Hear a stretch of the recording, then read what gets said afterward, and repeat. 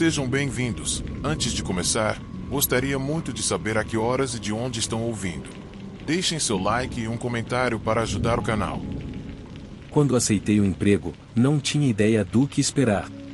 Eu tinha lido as descrições. Eu tinha passado pelas entrevistas. Mas nunca imaginei que meu destino me levaria a um lugar escuro, um porão isolado e cheio de segredos. O trabalho não parecia difícil, só assim pensei a princípio.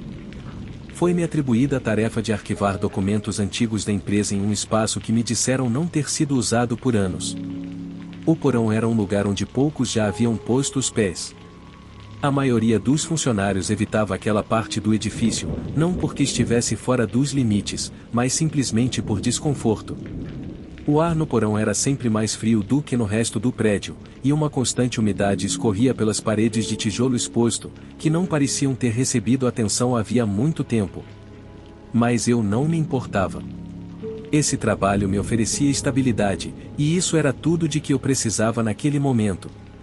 No primeiro dia, desci pelas escadas barulhentas de metal, que sempre me davam uma sensação estranha, como se algo, ou alguém, estivesse me observando de baixo. Cheguei ao fundo, e lá estava uma sala grande com prateleiras cheias de caixas empilhadas de forma quase aleatória. Dava para perceber que o lugar havia sido completamente esquecido. A poeira cobria tudo, desde as mesas até as cadeiras, e o ar cheirava a madeira envelhecida misturada com um toque metálico perturbador.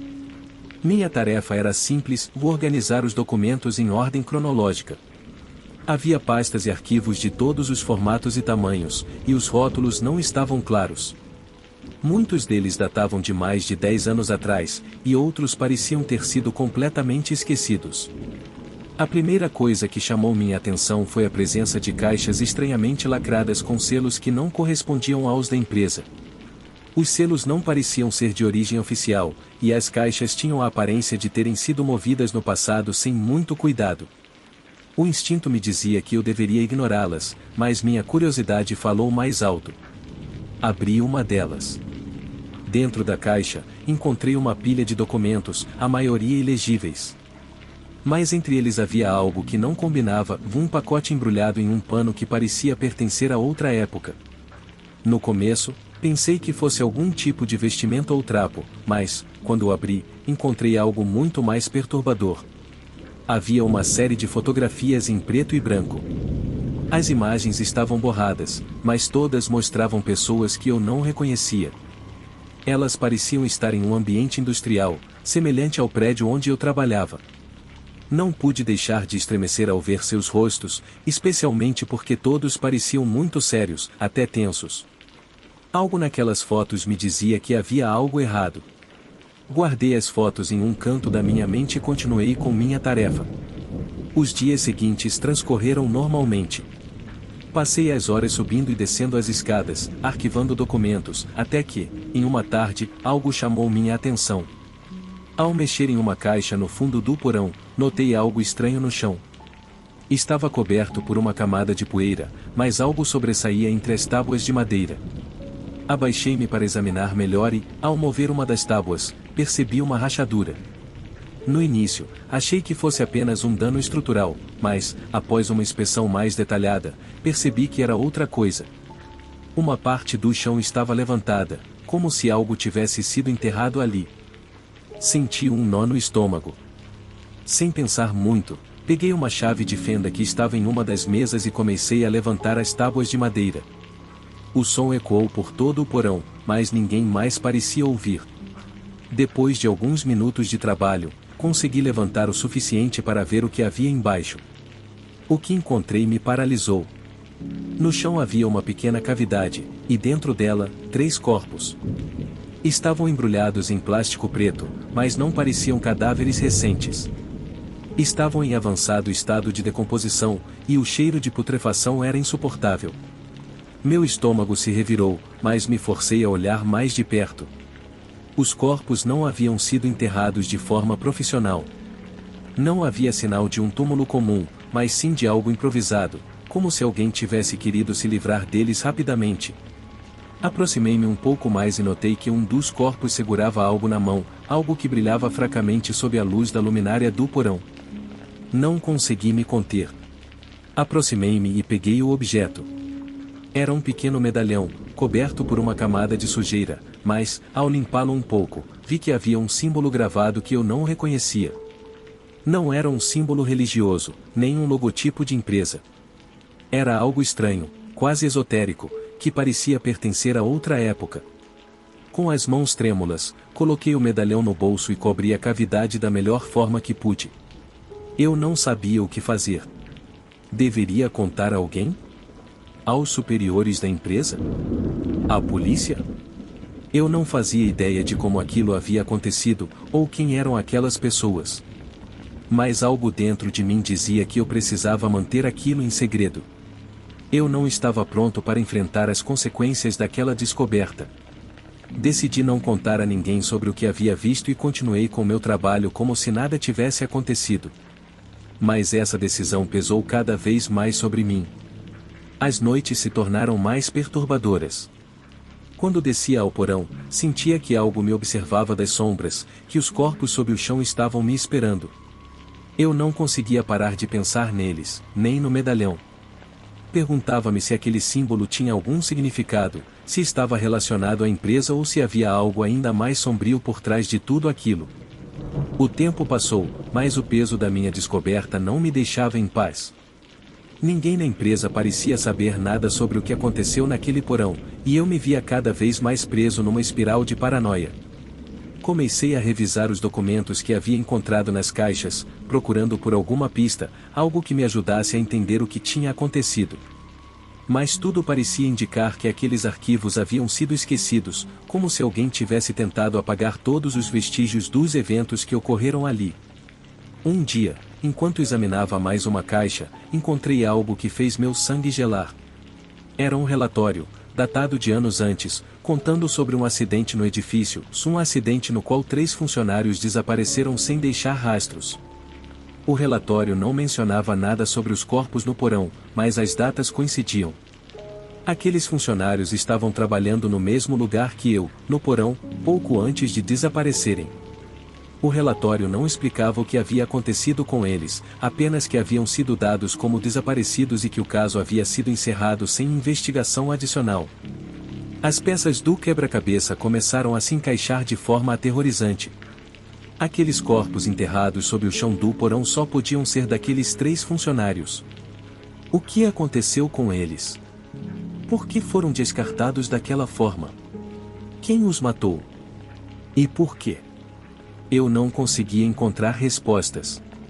E o pior de tudo, ninguém mais parecia interessado no assunto. A empresa continuava funcionando como se nada tivesse acontecido. E eu continuava trabalhando no porão, fazendo a mesma coisa todos os dias. Mas, a cada vez que eu descia, sentia o peso dos corpos sob meus pés. O peso de um segredo que ninguém deveria saber. Houve uma noite em que tudo explodiu. Eu não consegui aguentar mais. O silêncio que guardei por tanto tempo já não era suficiente para suportar o fardo.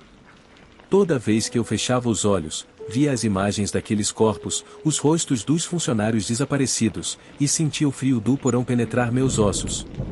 A pressão no peito era insuportável. E o medalhão, que eu ainda guardava no bolso, parecia queimar com seu peso. Eu não podia mais viver com aquela verdade. Precisava fazer algo. Então decidi ir até a polícia. Naquela manhã, em vez de descer até o porão, deixei o prédio e fui direto à delegacia. Quando cheguei, senti-me um pouco mais calmo, embora ainda tomado pelo medo. Eu sabia que contar o que havia descoberto mudaria minha vida para sempre, mas não conseguia mais carregar aquele segredo. Contei tudo, desde o porão esquecido até a descoberta dos corpos. Entreguei o medalhão, o relatório, as fotos borradas que havia encontrado nas caixas. Eles me ouviram em silêncio, sem me interromper, enquanto eu contava os detalhes com uma franqueza que até me surpreendeu. A polícia pegou meu depoimento e concordou em investigar o caso imediatamente. Ninguém disse uma palavra sobre o medalhão, nem sobre os símbolos estranhos. Apenas me pediram que permanecesse disponível para novas perguntas. Ao sair, Senti uma mistura de alívio e medo, como se, ao falar, eu tivesse aberto uma porta que não podia mais fechar. Não sei o que aconteceu depois com a investigação, ou se a verdade por trás daqueles corpos foi um dia descoberta. Mas algo dentro de mim me diz que, embora eu não esteja mais naquele porão, os ecos daquela descoberta vão me assombrar para sempre.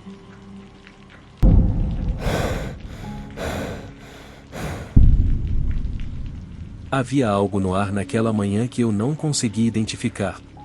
A brisa estava fria, com um toque de umidade incomum para aquela época do ano. O sol mal conseguia atravessar a espessa copa de árvores que cobria o caminho para a floresta, e a sensação de que algo estava errado me atingiu desde o primeiro momento. Mas éramos um grupo de amigos, e decidimos passar um fim de semana na natureza, fugir de tudo por alguns dias. Estávamos todos animados com a ideia de acampar no meio do mato, longe das luzes da cidade, com a promessa de desconectar e esquecer as preocupações do dia a dia.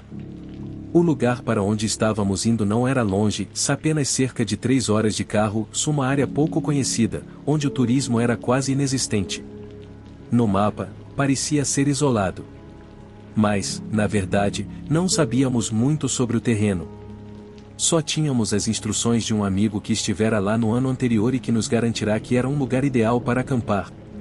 A viagem foi tranquila, mas a sensação desconfortável pairava no ar. Enquanto dirigíamos pela estrada que nos levava ao acampamento, as casas foram ficando mais raras e as árvores, maiores, até formarem um manto verde que nos envolvia completamente. Chegamos ao ponto onde deveríamos deixar o carro. De lá, seguiríamos o restante do caminho a pé.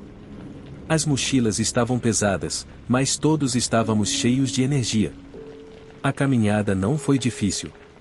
A trilha era relativamente bem marcada, e não havia obstáculos visíveis, apenas o som do vento entre os galhos e o estalar de folhas secas sob nossos pés.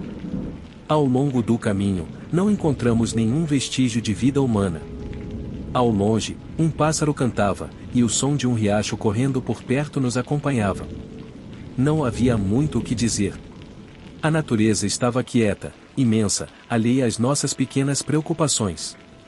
Quando chegamos ao local onde planejávamos montar o acampamento, a primeira coisa que percebi foi que um silêncio estranho havia se instalado sobre a floresta. De repente, parecia que todos os sons haviam cessado. Isso não era normal. Na natureza, sempre há barulho, seja o canto dos pássaros, o vento nos galhos ou o zumbido de insetos. Mas ali, tudo estava em absoluto silêncio. Foi só por um instante. Mas foi o suficiente para despertar algo dentro de mim. Montamos as tendas sem maiores problemas. Espalhamo-nos pelo acampamento e seguimos com a rotina normal. Acendemos uma fogueira, tiramos os suprimentos e começamos a preparar o jantar. Inicialmente, tudo parecia em ordem. As estrelas brilhavam no alto, e o ar, embora frio, tinha uma qualidade refrescante.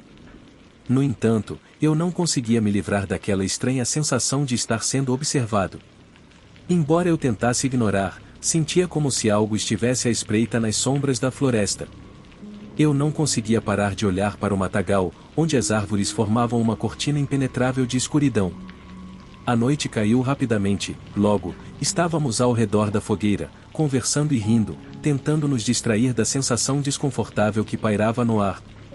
Mas, por mais que tentássemos ignorar, o incômodo persistia. Um dos amigos mencionou que tinha ouvido algo estranho enquanto montávamos as tendas, um som distante de farfalhar. Mas, quando olhou na direção do barulho, não havia nada. Ninguém deu muita importância. Todos estávamos acostumados aos ruídos típicos da floresta. Mas eu não conseguia parar de pensar naquilo. Algo não estava certo. Algo estava nos observando. Mais tarde, quando as brasas da fogueira começaram a diminuir, o frio ficou mais intenso. Foi então que ouvimos o primeiro ruído claro, um som de farfalhar. Não vinha de galhos ou de pequenos animais. Era mais pesado, como se alguém, ou algo, se estivesse andando entre as árvores. Não era o som típico de um animal. Nem mesmo um veado ou um javali. Era algo diferente. Algo mais próximo de passos humanos, embora pesados e desajeitados. Todos ficamos em silêncio, olhando na direção de onde veio o barulho. O farfalhar voltou, desta vez mais próximo. Era um som seco, quase como se o chão coberto de folhas estivesse sendo pisado por algo grande e pesado. Olhamos ao redor, nervosos, procurando alguma explicação lógica. Mas não havia nenhuma. Ninguém além de nós estava ali. Decidimos que não valia a pena investigar no meio da noite. Então, entramos nas tendas, tentando não pensar no que havíamos acabado de ouvir. No entanto, o ar ainda estava pesado, e o silêncio ao nosso redor já não era o mesmo. Agora, parecia mais opressor, como se a floresta tivesse fechado suas portas e estivesse nos isolando. Foi difícil adormecer. Cada farfalhar, cada sussurro do vento me mantinha alerta. Eu não estava acostumado a me sentir tão vulnerável na natureza, mas naquela noite, tudo parecia estranho. O amanhecer chegou, e a atmosfera estava congelante. Não dormimos muito. Alguns de nós acordaram várias vezes durante a noite, perguntando se os outros também tinham ouvido o que havia acontecido. E todos concordaram, nervosamente. À medida que o primeiro raio de sol cruzou o horizonte, a sensação de que algo não estava certo não desapareceu. Havia uma tensão palpável no ar, se algo invisível nos perseguia. Decidimos que era hora de voltar. O fim de semana havia acabado. Arrumamos o acampamento rapidamente, sem querer ficar ali nem mais um minuto. O caminho de volta parecia mais longo do que nos lembrávamos. O mesmo caminho que nos levará facilmente até lá agora parecia mais sombrio, mais ameaçador. O silêncio era absoluto, e o vento não soprava tão levemente quanto antes. Apenas o som de nossos passos quebrava a quietude. De repente, ouvimos novamente. Passos. Algo estava nos seguindo. Não sabíamos o que era, mas o som estava mais claro, mais próximo. A princípio, pensamos que pudesse ser um de nossos amigos que havia se desviado da trilha. Mas não havia ninguém. Os passos não paravam. Pelo contrário, estavam cada vez mais rápidos, como se alguém estivesse correndo em nossa direção. O pior não era o som. O pior era que, à medida que avançávamos, os passos nos acompanhavam sem se afastar, sem diminuir o ritmo. Estávamos sendo seguidos. Nossa respiração ficou presa quando algo surgiu entre as árvores. Eu mal consegui ver, mas foi o suficiente para perceber que não era humano, pelo menos não da forma como entendemos. Era um contorno escuro e esguio. E, embora eu não pudesse ver seu rosto, sua silhueta deslizava entre as sombras com uma precisão assustadora. Ele não estava sozinho. Das sombras, outras figuras se moviam em nossa direção. Elas eram rápidas. Muito rápidas. Eram caçadores. Corremos. Corremos como nunca antes. Passos ecoaram atrás de nós, cada vez mais próximos. O que quer que estivesse nos seguindo não tinha intenção de nos deixar escapar. As sombras pareciam ganhar vida, como se as próprias árvores estivessem tentando nos capturar. A princípio, pensamos que fossem apenas homens, caçadores perdidos na floresta. Mas logo percebemos que não eram pessoas comuns. Não sabíamos o que eram, mas seus movimentos eram precisos demais, coordenados demais para serem humanos. Com o coração disparado, consegui ver a saída da floresta. E, com as últimas forças que me restavam, corri em sua direção. Mas antes que eu pudesse alcançá-la, senti um peso no peito. Um grito, ou melhor, um rugido surdo, me fez parar no meio do caminho. Virei-me. E o que vi é algo que nunca esquecerei. Havia um deles, um dos caçadores, bem na minha frente. Não havia como escapar. Em sua mão, ele segurava o que parecia ser uma faca longa. Seu rosto, coberto por uma máscara de couro, permanecia absolutamente silencioso. Mas, no fim, tudo aconteceu rápido demais. Justo quando achei que estava perdido, algo explodiu no ar. Um estrondo. Um tiro. O caçador caiu no chão, e a figura que me perseguia desapareceu nas árvores. Eu não sabia como, nem porquê, mas alguém nos havia salvado. Fomos arrastados para fora da floresta. E, Embora nunca tenhamos descoberto quem eram aquelas pessoas, nunca deixamos de nos perguntar o que, afinal, tinham sido aqueles caçadores noturnos. E por que nos seguiram? O que descobri depois, ao revisar as fotos tiradas no acampamento, é algo que jamais esquecerei. Em cada uma das imagens, ao fundo, entre as árvores, havia uma figura. Um contorno difuso. Como se estivesse nos observando. Estávamos sendo perseguidos desde o começo.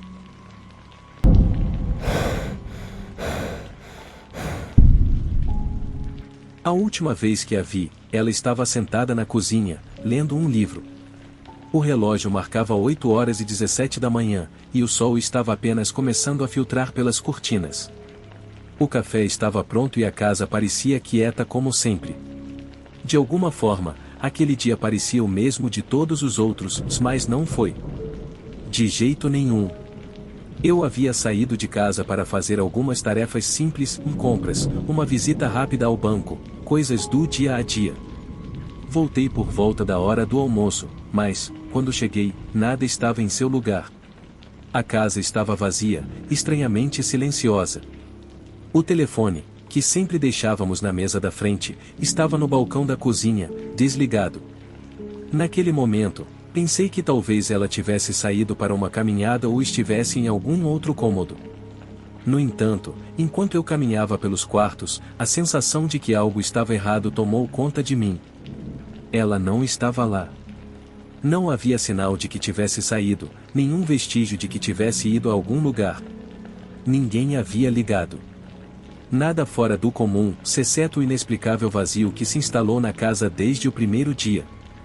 A confusão me fez pensar que talvez ela tivesse simplesmente ido embora por um tempo, como às vezes fazia para limpar a mente ou visitar um amigo.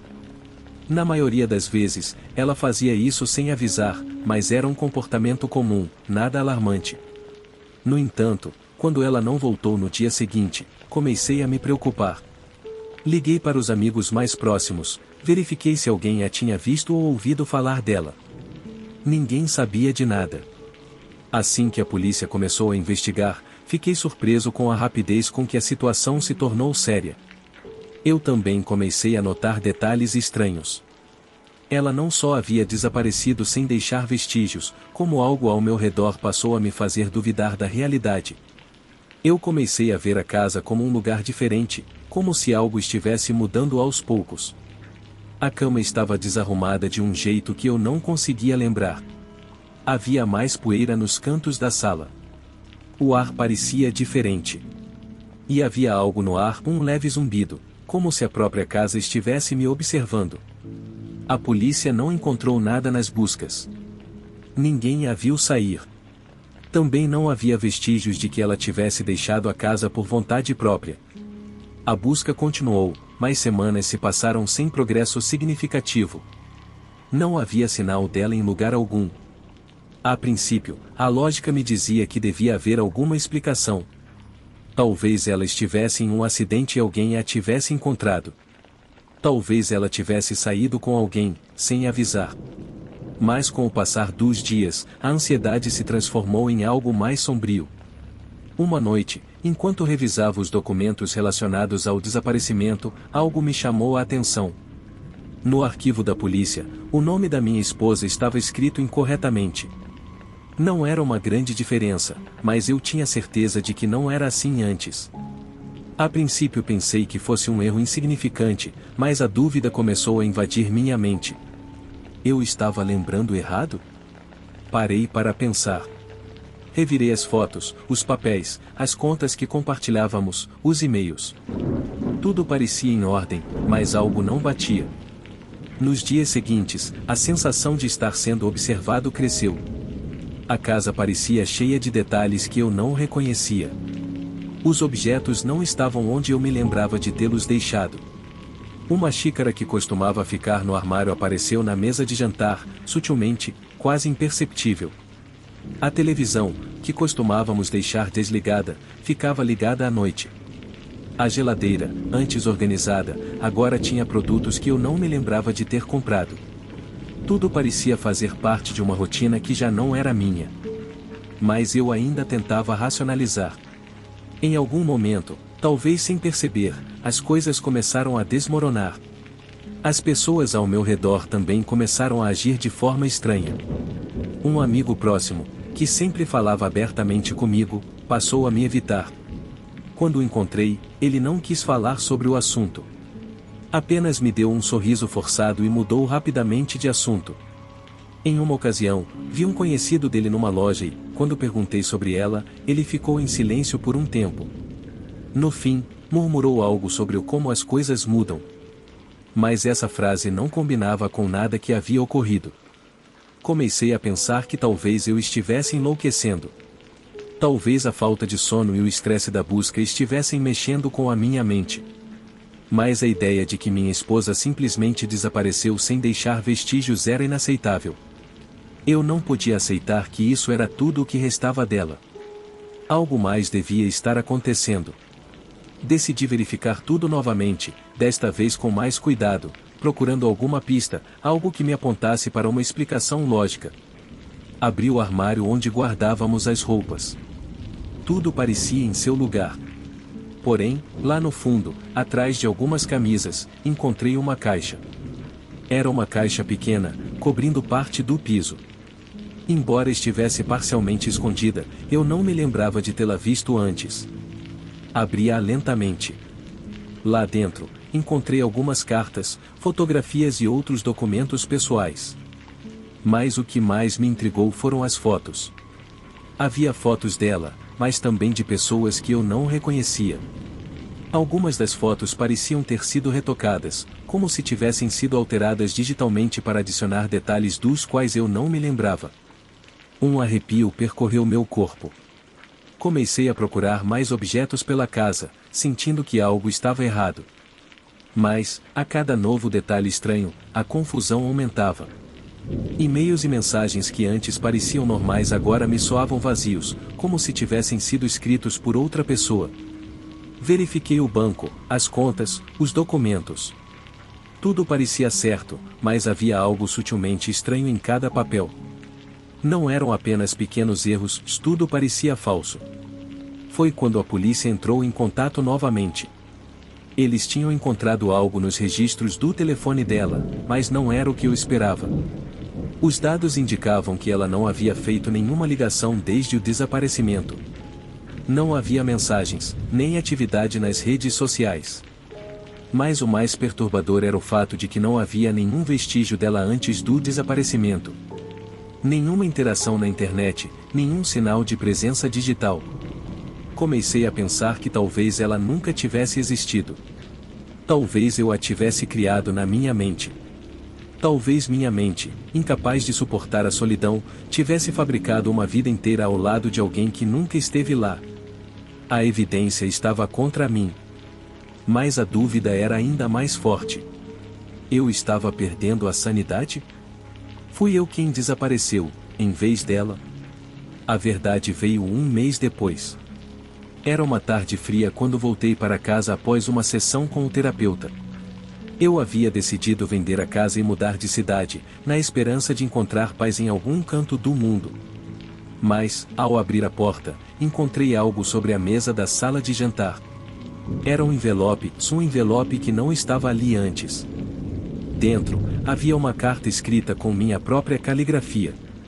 O papel estava amarelado e amassado, como se tivesse sido guardado por anos. A princípio, eu não compreendi. A carta dizia: "Eu sei que você notou. Ela nunca existiu. Fui eu quem cuidou de você, quem te amou. E agora você está livre." Naquele momento, tudo fez sentido. O rosto da mulher que estivera na minha vida por tanto tempo, as conversas, as memórias, tudo eram construções. Fui eu quem a criou, quem a trouxe à existência. Mas agora tudo havia ruído. Ela nunca existiu. E eu nunca soube disso. A carta terminava com uma última frase, um aviso que fez meu sangue gelar. Você nunca mais será livre.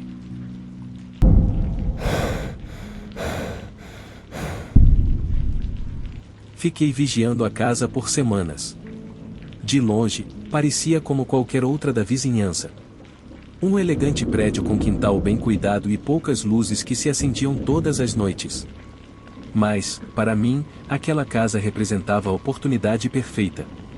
Eu sabia que os donos não estavam lá durante as noites. Ou, ao menos, foi isso que me pareceu no início. Os padrões eram claros, e eu tomava notas cuidadosas, estudando cada movimento, cada passo. A porta dos fundos era velha, com uma fechadura fácil de arrombar. O sistema de alarme parecia antiquado.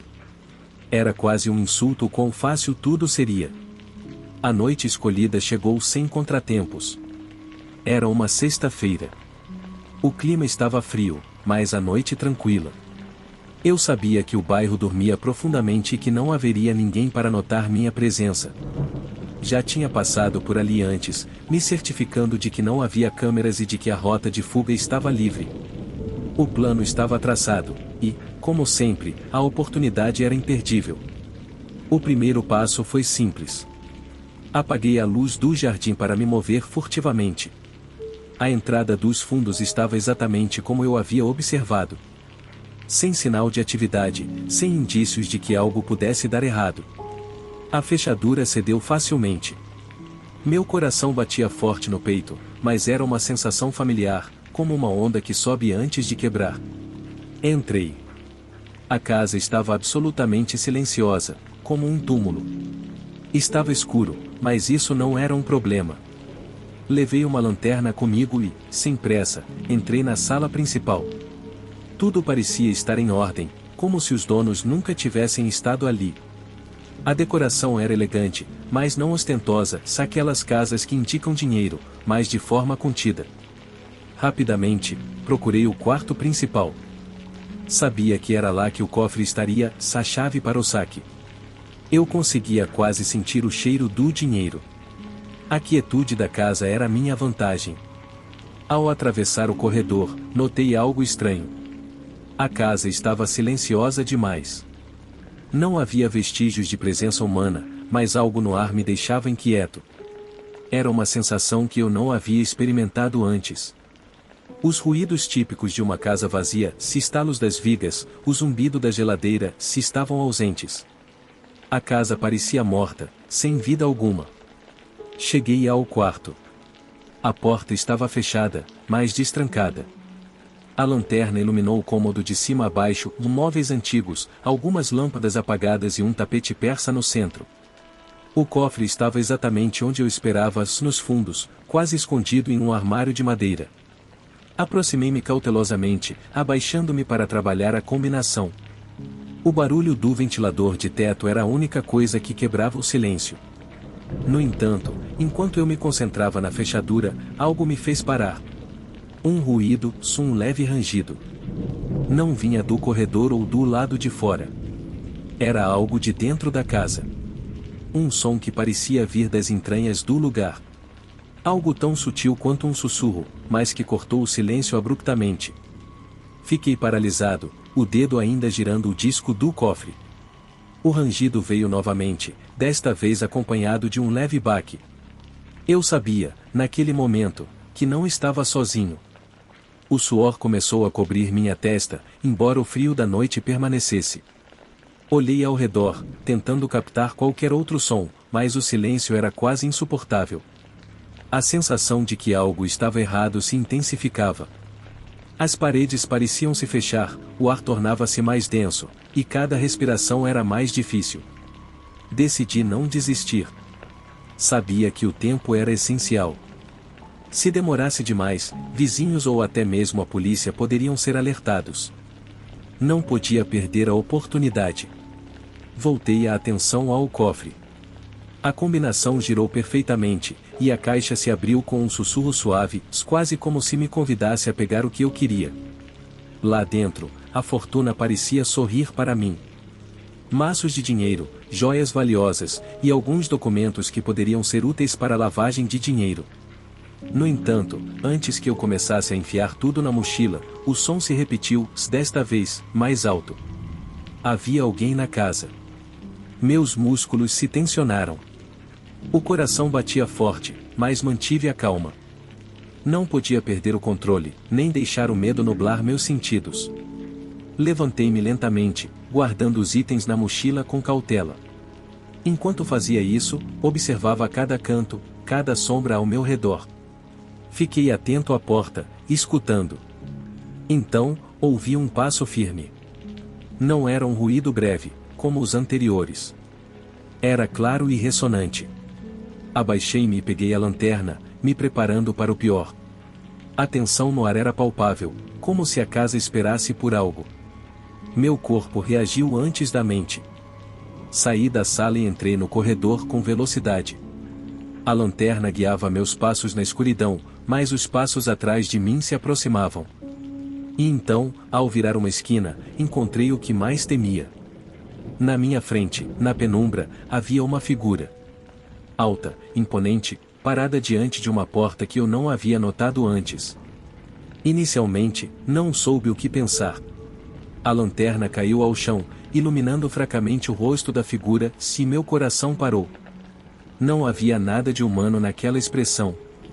Não era uma máscara. Não era um truque. Era algo diferente. Algo que não se encaixava no real. A figura não se moveu. Não falou. Apenas me observou, sem qualquer emoção. Alguns segundos se passaram, mas pareceram horas. Dei alguns passos para trás, mas tropecei em um móvel. O barulho foi suficiente para que a figura avançasse um passo. Isso bastou para que eu tomasse uma decisão. Corri. Corri sem olhar para trás, sem pensar nas consequências. Corri em direção à saída, ao jardim. Mas, ao chegar à porta dos fundos, algo me fez parar. Virei-me, e lá estava ela novamente. Mas agora, não estava sozinha. Atrás dela, emergindo das sombras, outras figuras se revelaram. Todas com o mesmo rosto inexpressivo. Não moviam uma sobrancelha, não exibiam qualquer emoção. Estavam ali, esperando por mim. De repente, o ar ficou pesado. A clareza que eu tinha até então desapareceu. O roubo perfeito havia se transformado em um pesadelo sem escapatória. Eu não estava lidando com pessoas comuns. Aquilo não era um simples roubo. As figuras começaram a se aproximar. E quando já não havia espaço para recuar, algo dentro de mim despertou seu instinto de sobrevivência. Numa última tentativa, joguei a mochila, aproveitei a confusão e disparei pelo jardim em direção à cerca que eu havia planejado pular. Meu corpo estava tomado pela adrenalina. Ouvia seus passos atrás de mim, mas não ousei olhar. O jardim parecia maior do que eu lembrava. Ao pular a cerca, senti o ar gelado cortando meu rosto. Caí do outro lado com um baque, mas não parei. Não olhei para trás. Corri com todas as forças, perdendo-me na escuridão do bairro. Corri por ruas e becos até que o ar queimava nos pulmões e o medo cedeu lugar à exaustão. Só então parei. Encostei-me numa parede e respirei fundo, tentando me acalmar. A casa já não estava mais à vista, mas eu não conseguia esquecer o que havia visto. Não parava de pensar naqueles rostos. Eram como sombras, mas com algo muito mais perturbador. Algo que parecia me seguir a cada passo. Mas eu escapei. Não sei como. Meu corpo agiu por instinto. Minha mente já havia abandonado qualquer racionalidade. Em algum ponto, cruzei a linha entre o que eu podia controlar e o que já me ultrapassava. A casa não significava mais nada. Aqueles rostos, aquelas figuras, e não significavam mais nada. Restou apenas a sensação de que estive muito, muito perto de algo muito mais sombrio do que eu jamais poderia imaginar.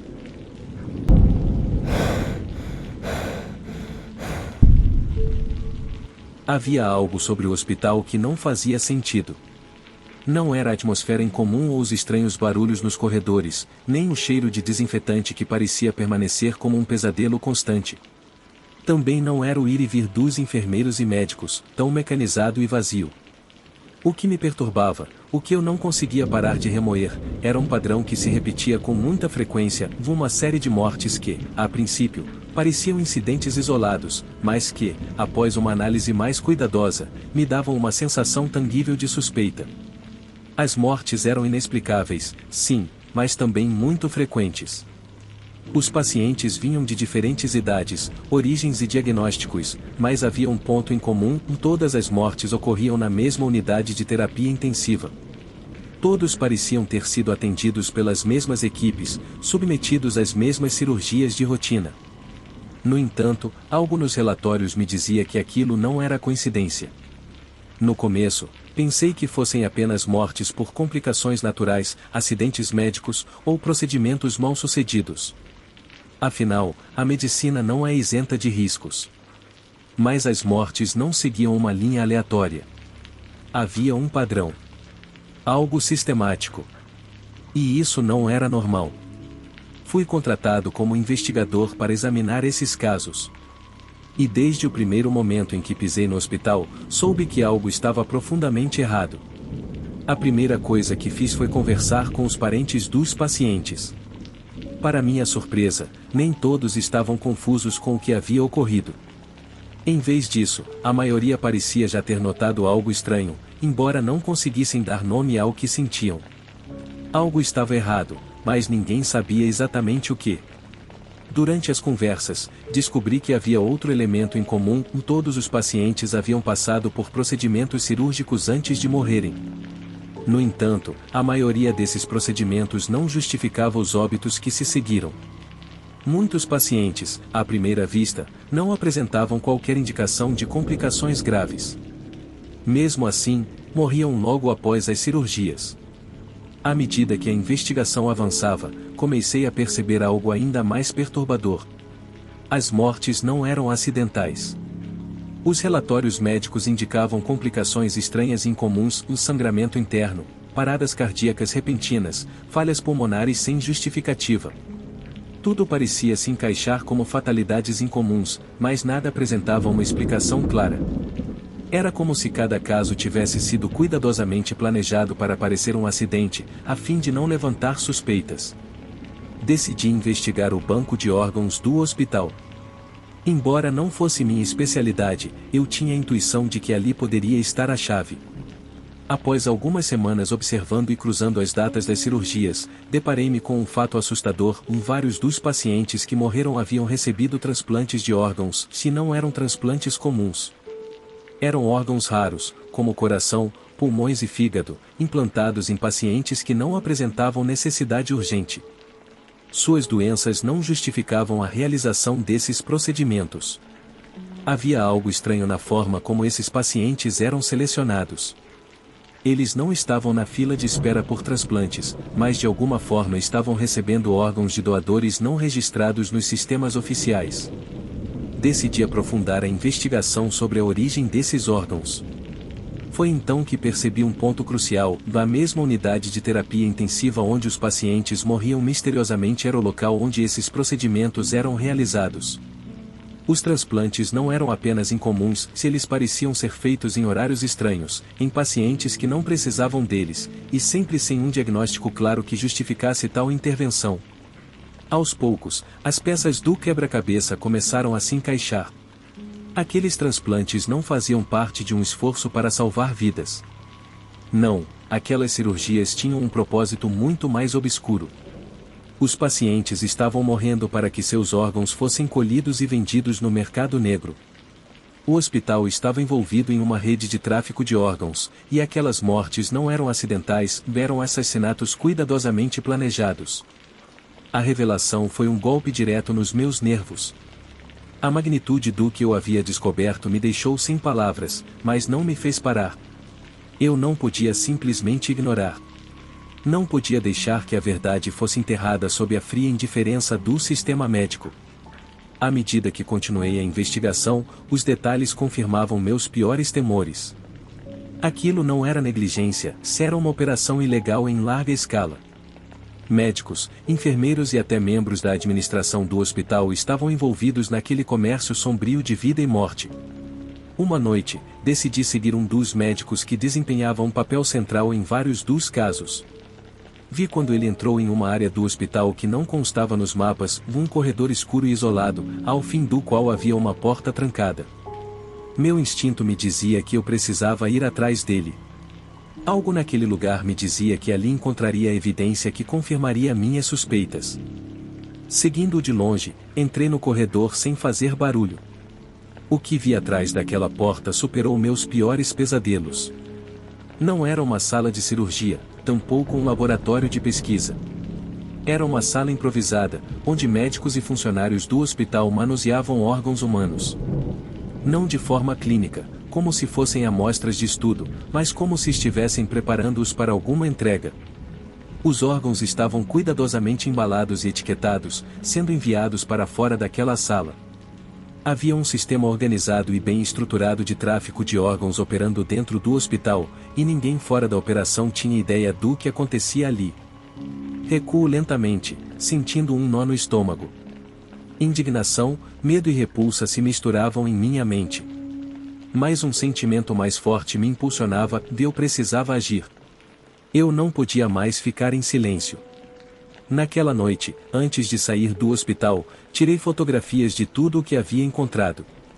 Fiz cópias dos relatórios médicos que comprovavam as irregularidades nas cirurgias, registros de transplantes, datas de mortes. Eu tinha provas irrefutáveis. E não podia deixá-las escondidas. No dia seguinte, sem pensar duas vezes, fui à polícia. Bati na porta da delegacia e entreguei tudo o que havia descoberto, fotos, documentos, testemunhos. Embora inicialmente céticos, os policiais logo perceberam que a gravidade das provas era impossível de ignorar. Em poucos dias, foi aberta uma investigação formal. As autoridades invadiram o hospital com força total. Os envolvidos começaram a ser presos, e o hospital foi interditado pelos órgãos de saúde. A rede de tráfico de órgãos que operava no coração daquela instituição ruiu. Vários médicos, enfermeiros e administradores foram processados. Com a notícia ganhando as manchetes, o escândalo atingiu proporções inimagináveis. A mídia cobriu o caso amplamente, e logo o país inteiro ficou sabendo da verdade sobre aquele hospital. Apesar da pressão e do risco de ser o responsável por expor esse sistema corrupto, senti alívio por ver a justiça sendo feita. As famílias das vítimas finalmente obtiveram respostas. E o hospital, que um dia foi símbolo de esperança, se tornou um lembrete sombrio de como a ganância humana pode distorcer a mais nobre das profissões.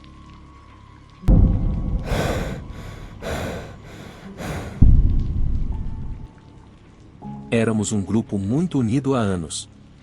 Todos os fins de semana, sem falta, nós nos reuníamos nas casas uns dos outros, e as horas passavam com risos, histórias compartilhadas e planos que nunca deram frutos.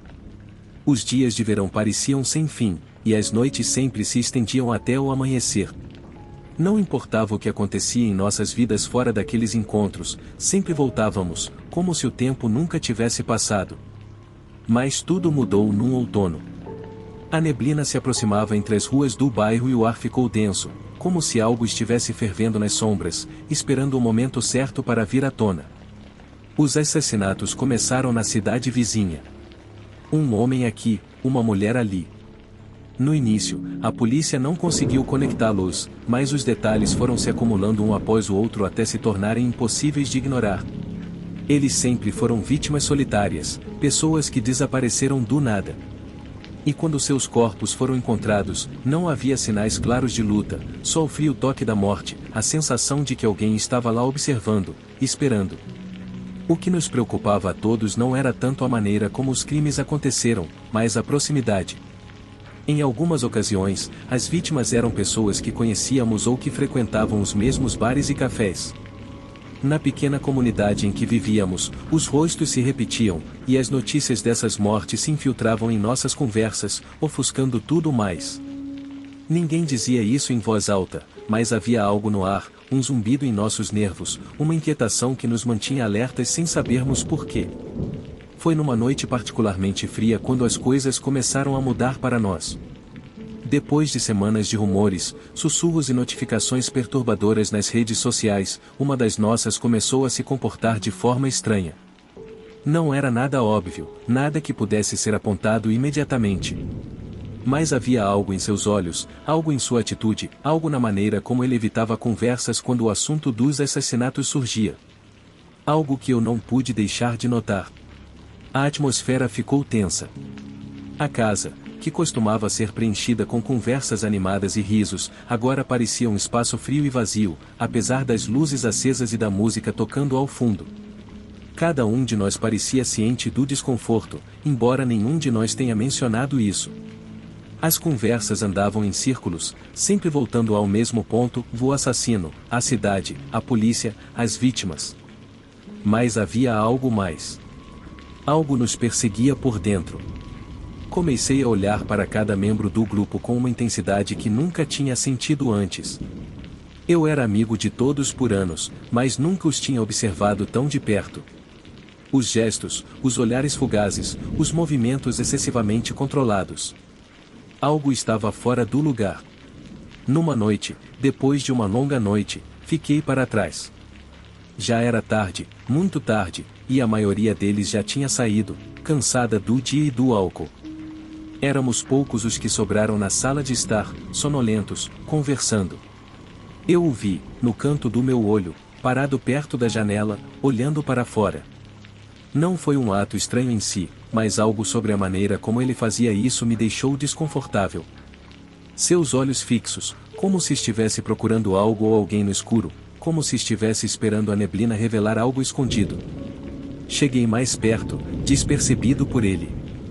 Fiquei observando do canto da sala, tentando ficar fora do seu campo de visão. Eu podia ouvir sua respiração profunda e regular, mas havia algo que não soava natural. Era como se ele estivesse esperando por um momento perfeito para agir, para fazer algo que já havia planejado.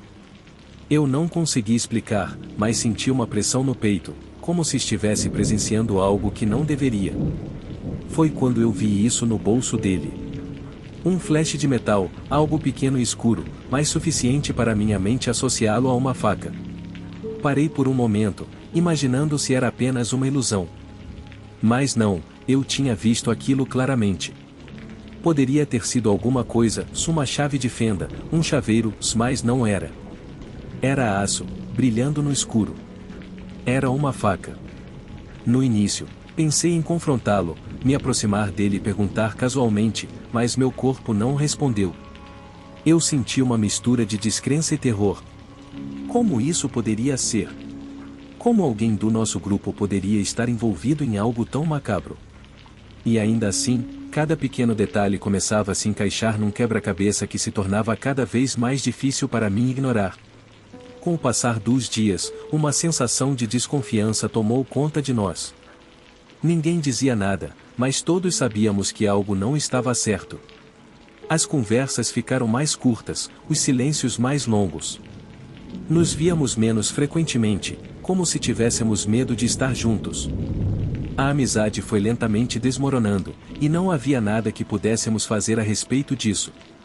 Ninguém mais tinha visto o que eu vi, mas estávamos todos começando a sentir o mesmo desconforto, a mesma pressão invisível que nos cercava. Uma noite, alguns dias depois do incidente da faca, eu o vi uma vez de novo. Desta vez, ele não estava sozinho. Chegou mais tarde do que o habitual, e o resto de nós já estava na sala. Eu pude ver como ele evitava olhar para os outros, como seus olhos disparavam nervosamente de um lado para o outro, como se soubesse que algo estava para acontecer. Eu senti o peso da situação como nunca antes. Todos sabíamos, embora não falássemos sobre isso, que algo estava errado. E eu não podia ignorar o que meu instinto dizia, que estava gritando comigo: um de nós era o assassino. As notícias chegavam cada vez mais frequentemente. Outra morte, outra. Cada uma com o mesmo padrão, a mesma frieza. A polícia parecia não fazer nenhum progresso, e a cidade começou a cair num estado de paranoia que afetava todos nós. Ninguém queria andar sozinho pelas ruas, e os bares esvaziavam cada vez mais cedo. As pessoas começaram a olhar ao redor, imaginando se seus próprios amigos poderiam ser culpados. Uma noite, a tensão atingiu seu ápice. Os 6 de nós estávamos reunidos na casa. Não havia risos, nem piadas, apenas olhares furtivos e silêncios pesados. Eu não conseguia parar de pensar no que tinha visto, naquela constante sensação de que um de nós poderia ser o próximo. A atmosfera estava carregada, o ar espesso e frio, como se tudo estivesse esperando o momento de explodir. Foi então que algo aconteceu. Um pequeno movimento quase imperceptível. Um deles se levantou da cadeira e começou a caminhar em direção à porta. Não foi um movimento normal. Não foi uma ação casual. Era como se ele tivesse tomado uma decisão, como se soubesse que algo ia acontecer. Ninguém falou. Ninguém se moveu. Mas todos sabíamos, naquele momento, que a verdade estava tão perto que eu quase podia sentir o gosto dela no ar. Quando a porta se fechou atrás dele, o resto de nós ficou em silêncio. Nós não sabíamos o que fazer. A sensação de claustrofobia era insuportável, como se tivéssemos sido pegos numa armadilha. Ninguém conseguia sair. Ninguém poderia escapar. Eu sabia o que tinha que fazer. Mas fiquei paralisado pelo medo. E então algo mudou. Naquele momento, enquanto todos olhávamos para a porta fechada, outra pessoa se levantou. Eu não o vi. Eu não o senti, mas sabia. O homem que esteve entre nós por tanto tempo não era quem pensávamos. E o que ele fez em seguida foi a última coisa que fui capaz de testemunhar antes que o terror tomasse conta de mim completamente. A polícia encontrou o corpo 2 dias depois. Ninguém sabia como ou porquê. A única coisa que ficou clara foi que o assassino não era um estranho. Ele esteve entre nós e sempre esteve.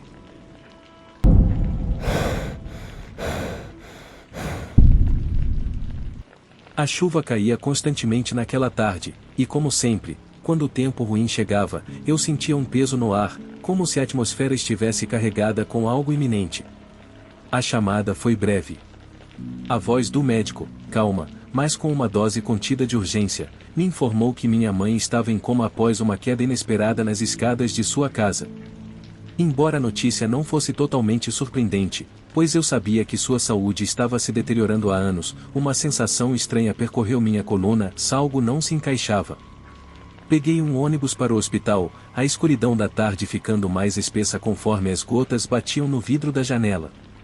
Percebi que, por algum motivo que não entendia, o pensamento de enfrentar a situação me deixava muito mais inquieto do que de costume. Havia algo no tom do médico e em sua calma forçada que me fez pensar que tudo não era tão simples quanto eu estava sendo levado a acreditar. Nunca tive um relacionamento próximo com minha mãe desde que eu era criança. A presença dela sempre foi distante, quase inexistente. Ela nunca foi uma mãe afetuosa, e, em vez disso, estava mais preocupada em manter as aparências de uma vida estável do que em me dar o carinho que outras crianças pareciam receber. Naturalmente, essa maneira dela fez com que eu criasse uma parede emocional, mas com o tempo aprendi a conviver com isso. A indiferença dela me moldou, e eu a moldei. Com o tempo, seus problemas de saúde, especialmente aqueles relacionados ao diabetes e à hipertensão, me mantiveram distante. Eu não a visitava regularmente, apenas quando necessário. Quando cheguei ao hospital, o ambiente era frio, como esperado nesses lugares. Os corredores estavam vazios, mas a constante vinda e ida de enfermeiros e médicos, com seus rostos cansados, me fez sentir ainda mais estranho naquele lugar. A enfermaria de terapia intensiva ficava no final de um longo e quase vazio corredor, iluminado apenas pelo zumbido suave das luzes fluorescentes. Ao entrar no quarto, o contraste foi o que mais me impressionou. Apesar do quarto impessoal e do bip constante dos monitores, a figura da minha mãe deitada na cama parecia muito calma, quase alheia a tudo. Seu rosto pálido e desfigurado pelas cicatrizes dos anos contrastava com sua respiração regular, como se ela não estivesse realmente ali, como se seu corpo fosse apenas mais uma máquina conectada a fios e tubos. Olhei para as máquinas e monitores ao seu redor, todos com números constantes, mas não consegui evitar notar que havia algo em seu rosto que não parecia certo. Não era só a aparência dela, nem o silêncio que preenchia o quarto. Havia algo mais, algo perturbador na expressão de seu rosto, como se ela estivesse esperando por algo. Não sei explicar, mas uma sensação estranha percorreu meu corpo, algo que eu nunca havia sentido antes. Passaram-se várias horas até que o médico responsável pelo seu caso pudesse me ver. Ele explicou o mesmo que dissera ao telefone: uma queda nas escadas, uma pancada na cabeça que causou o coma. No entanto, havia algo em seu rosto que não consegui ignorar, a maneira como ele evitava olhar diretamente para mim, a pausa em suas palavras ao mencionar os detalhes do acidente, um leve tremor na voz que não condizia com o que ele dizia.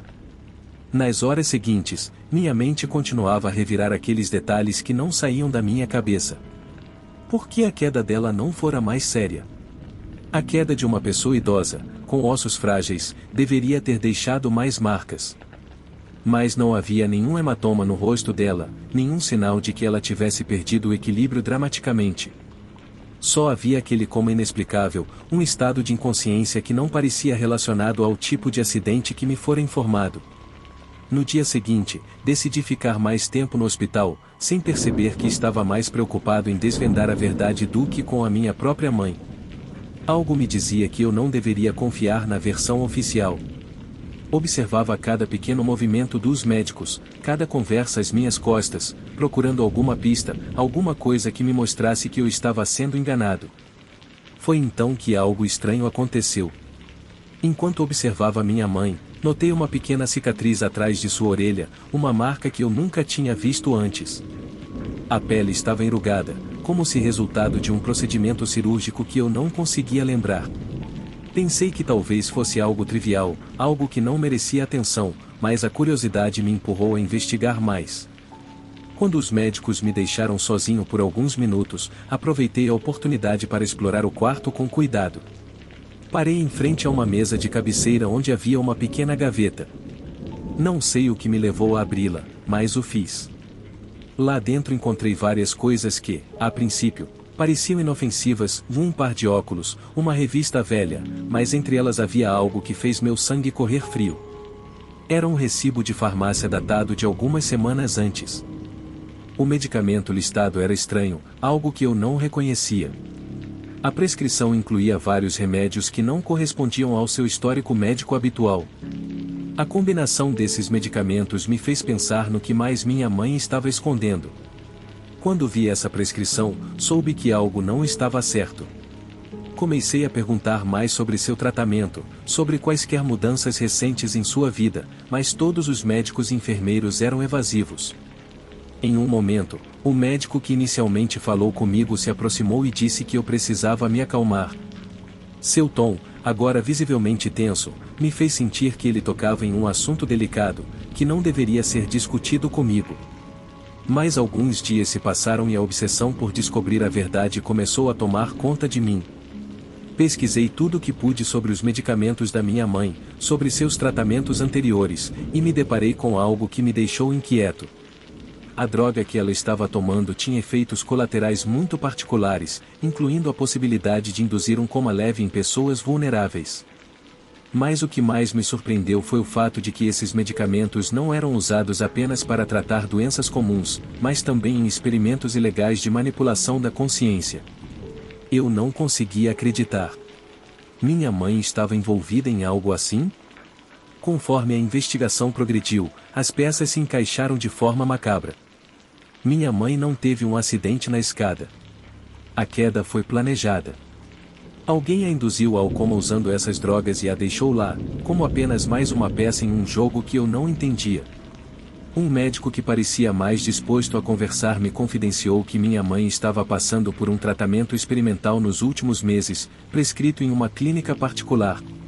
Ele, porém, não me deu mais detalhes. Por quê? Porque minha mãe, em sua necessidade de dinheiro, concordou em participar de um programa ilegal de testes médicos, algo que a envolveu em experimentos secretos e que, por alguma razão, deu errado. A queda na escada não foi um acidente, mas o resultado de um plano para tirá-la de tudo, colocá-la em coma e silenciá-la para sempre. O medo tomou conta de mim quando percebi a magnitude do que estava acontecendo. Minha mãe estava lutando por algo muito maior que sua saúde. Ela havia sido uma vítima, e eu, como filho, estava completamente alheio a tudo. A última vez que a vi, sentada em sua cama, com um olhar vazio fixo, entendi que ela nunca mais seria a mesma. Ela não estava simplesmente em coma. Estava presa em uma teia de mentiras e manipulações que nem eu conseguiria desvendar. Quando voltei para o quarto naquela noite, o médico me informou que sua condição havia piorado. Eu sabia que ela não iria acordar. E, pela primeira vez na minha vida, me senti mais distante do que nunca dela. O que eu havia descoberto mudou tudo, mas já era tarde demais.